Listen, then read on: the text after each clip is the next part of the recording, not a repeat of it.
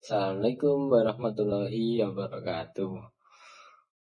Pernah nggak sih kalian bertanya bagaimana sebenarnya perangkat internet itu saling berkomunikasi?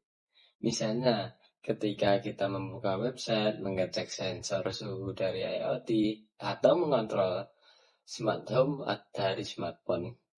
Di balik semua itu, ada yang namanya protokol komunikasi jaringan. Nah, di sini ada 3 protokol yang cukup sering digunakan, yaitu HTTP, MQTT, dan COAP.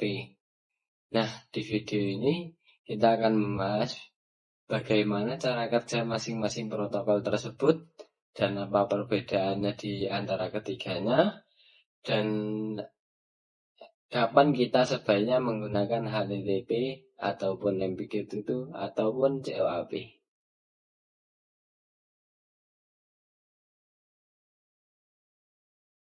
Yang pertama, apa itu protokol komunikasi? Sebelum masuk ke 3 protokol tadi, kita pahami terlebih dahulu apa itu protokol komunikasi. Secara sederhana, protokol komunikasi adalah aturan yang digunakan perangkat untuk saling bertukar data. Bayangkan seperti bahasa. Kalau 2 orang berbicara dengan menggunakan 2 bahasa yang sama, mereka bisa saling memahami. Tapi jika kebalikannya, jika salah satu seseorang tersebut memiliki bahasa yang berbeda, tentu komunikasinya pasti akan kacau. Nah, hal yang sama juga terjadi pada perangkat di jaringan. Komputer, server, smartphone, bahkan sensor IoT harus menggunakan protokol yang sama agar bisa saling mengirim dan menerima data.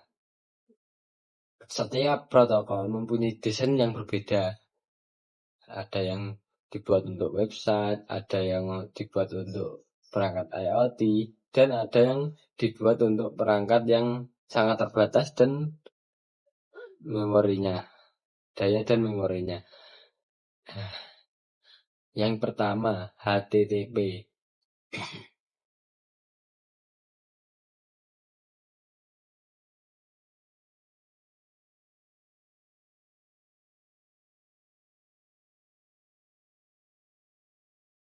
Protokol yang pertama yang kita bahas adalah HTTP atau Hypertext Transfer Protocol. Ini protokol yang paling umum sering digunakan di internet. Seringkali membuka website seperti Google, YouTube, media sosial. Sebenarnya, browser kalian sedang menggunakan HTTP untuk menerima data dari server. Cara HTTP menggunakan model yang disebut client dan server. Klien adalah perangkat yang meminta data. Nah, misalnya di browser, di laptop, ataupun smartphone. Nah, sedangkan server adalah komputer yang menyimpan data dan merespon permintaan tersebut. Prosesnya seperti ini. Nah, pertama, klien mengirim request ke server. Misalnya, request untuk membuka halaman website. Kemudian, server menerima permintaan tersebut dan memprosesnya. Setelah itu, server mengirimkan respon kembali ke klien. Nah, respon ini bisa berupa HTML, gambar, video, ataupun data API. Nah, kelebihan dari HTTP ini adalah protokol sangat stabil dan sangat luas digunakan. Tapi ada juga kekurangannya. Kekurangannya HTTP relatif lebih berat karena ukuran header datanya cukup besar. Karena itu HTTP kurang efisien untuk perangkat IoT kecil yang memiliki keterbatasan bandwidth dan daya baterai. Kemudian yang kedua, MQTT. MQTT adalah singkatan dari Message Queuing Telemetry Transport.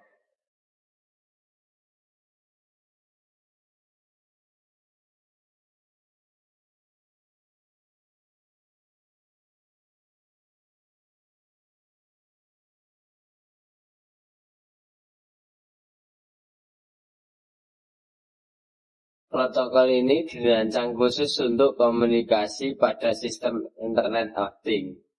Nah, berbeda dengan HTTP yang menggunakan model request dan response, MQTT menggunakan konsep publish dan subscribe. Dalam sistem MQTT ada 3 komponen utama. Yang pertama adalah publisher, yaitu perangkat yang mengirim data. Yang kedua adalah subscriber, yaitu perangkat yang menerima data.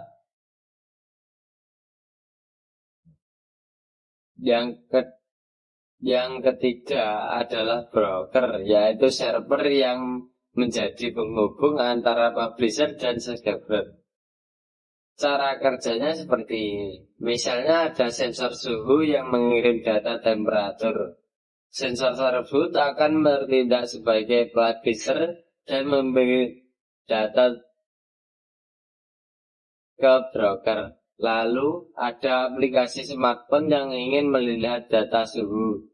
Aplikasi tersebut menjadi subscriber berlangganan pada topik temperatur. Ketika data baru masuk ke broker akan langsung mengirimkan data tersebut ke semua subscriber. Sistem ini membuat komunikasi lebih efisien dan real time. Selain itu, MQTT juga sangat ringan, sehingga cocok digunakan untuk perangkat IoT seperti sensor, smart home, dan sistem monitoring.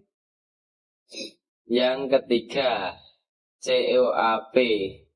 COAP juga dirancang untuk perangkat IoT, terutama perangkat yang sangat terbatas sumber dayanya. Contohnya seperti sensor kecil yang menggunakan baterai dan memori yang sangat kecil.